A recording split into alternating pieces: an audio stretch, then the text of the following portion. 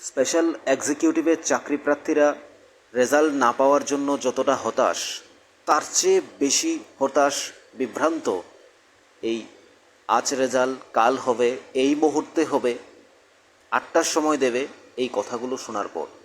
তবে আমি স্পেশাল এক্সিকিউটিভের চাকরি প্রার্থীদের শুধু এইটুকু বলবো, আপনারা বিভ্রান্ত হবেন না, আপনারা গুজবে কান দেবেন না। আমি শুধু এইটুকু বলি যে আমরা আপনাদের প্রথম থেকেই স্পেশাল এক্সিকিউটিভের কথা বলে আসছি। যখন থেকে মাননীয় মন্ত্রী মহোদয়রা সংবাদ মাধ্যমে বলেছেন স্পেশাল এক্সিকিউটিভের চাকরি নেওয়া হবে, সেদিন থেকে নোটিশ দেওয়া থেকে শুরু করে পরীক্ষা, প্রত্যেকটা বিষয়, আপনাদের আন্দোলন, সব কিছু তুলে ধরছি আমরা। তো আমি শুধু এইটুকু বলবো, আপনারা বিভ্রান্ত হবেন না, আপনারা গুজবে কান দেবেন না।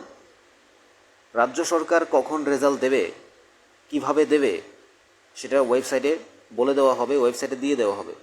দেখুন, যেটা কেউ ভাবতে পারেনি যে টেট পরীক্ষার ফলাফল এইভাবে দিয়ে দেবে, হঠাৎ করে দিয়ে দেবে, কিন্তু সেটা হয়েছে। রাজ্য সরকারের সঠিক চিন্তাভাবনায় সেগুলো কন্টিনিউয়াসলি প্রকাশিত হচ্ছে। গতকালও 2টি মেরিট লিস্ট প্রকাশিত হয়েছে। শুধু এটাই মাথায় রাখুন যে আজ রাত 8টায় দিয়ে দেবে, আগামীকাল 4টার সময় দেবে, এই কথাগুলো শুধুমাত্র আপনাদেরকে আরও বিভ্রান্তিতে ফেলছে, আরও আপনাদেরকে পেছনের দিকে নিয়ে যাচ্ছে, আরও আপনাদেরকে হতাশায় ডুবিয়ে দিচ্ছে। তো সরকার কখনো আগে বলবে না যে ওয়েবসাইটে বলে দেওয়া হবে না যে আগামীকাল রেজাল্ট দেবে, কারণ সরকার থেকে বলা হলে সংবাদ মাধ্যমে সরাসরি এসে বলবে।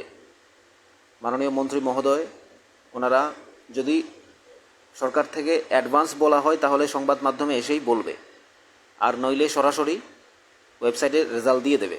যেটা টেট থেকে শুরু করে বিভিন্ন পরীক্ষার মেরিট লিস্ট গতকালও যেগুলো হয়েছে আগে থেকে না বলে হঠাৎ করে দিয়ে দিয়েছে। তো সেটা হচ্ছে খুব ভালো যে ওয়েবসাইটে রেজাল্ট পাবলিশড হচ্ছে। তো স্পেশাল এক্সিকিউটিভের চাকরি প্রার্থীদের রেজাল্টও হঠাৎ করে প্রকাশিত হয়ে যাবে।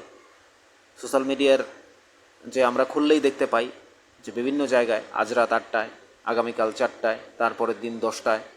তো আশা করি এগুলো বিভ্রান্তিতে পড়বেন না কেউ।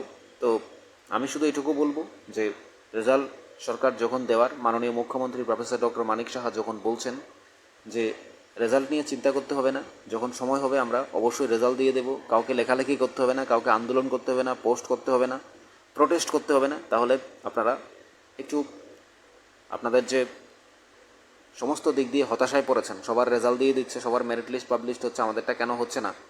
তো কিন্তু এই আজ দেবে কাল দেবে এগুলো থেকে দূরে সরিয়ে আপনারা নিজেরা প্রিপেয়ার থাকুন যে রেজাল্ট প্রকাশিত হবে, যখন হবে আপনারা নিজেরাই ওয়েবসাইটে দেখতে পাবেন, যখন প্রকাশিত হবে তখন আপনারা নিজেরাই নিজেদের রেজাল্ট দেখবেন। আর সংবাদ মাধ্যমে সেটা প্রকাশিত হবে, রেজাল্টের পর সেটা সবাই জানবে।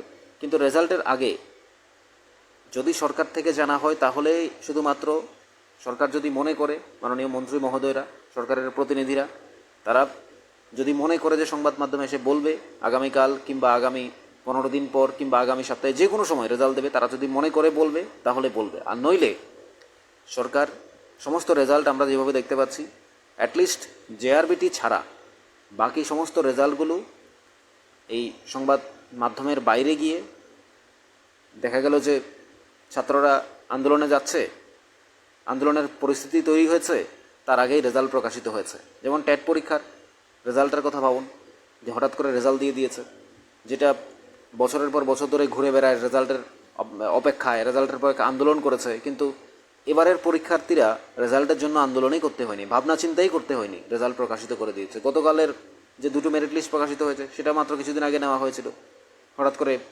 রেজাল্ট প্রকাশিত করে দিয়েছে। অর্থাৎ আমরাও এটুকু বলবো, স্পেশাল এক্সিকিউটিভ চাকরি প্রার্থীরা আপনারা হতাশায় পড়বেন না, হতাশায় ডুববেন না। যারা চাকরি পাওয়ার আপনারা তো পাবেনই, কিন্তু এভাবে করে হতাশার মধ্য থেকে যে আপনাদের মানসিকতা, এমনিতে এখন মানুষ, বেশিরভাগ মানুষ শারীরিকভাবে অসুস্থ, তো মানসিকভাবেও যদি অসুস্থ হয়ে পড়ে তাহলে আর কি থাকলো। তো এটুকু বলবো, আপনারা বিভ্রান্তিতে পড়বেন না, নিজেদেরকে আপনারা একেবারে হতাশার মধ্যে ডুবাবেন না, অপেক্ষায় থাকুন, থেকেছেন অনেক দিন, এছাড়া কোনো উপায় নেই। মাননীয় মুখ্যমন্ত্রী যখন সংবাদ মাধ্যমে বলেন সরাসরি যে রেজাল্ট আমরা দেব, সময় হলে রেজাল্ট দেব, তাহলে অবশ্যই রেজাল্ট দেবে। এই আজ কাল পরশু এভাবে করে আর চিন্তা করতে হবে না, কারণ চিন্তা করার প্রয়োজন নেই। আপনাদের চিন্তাভাবনাকে হতাশার মধ্যে রাখার প্রয়োজন নেই। আপনাদের স্বপ্ন সত্যি হবে। সমস্ত রেজাল্ট যখন দিচ্ছে, স্পেশাল এক্সিকিউটিভ অবশ্যই দেবে।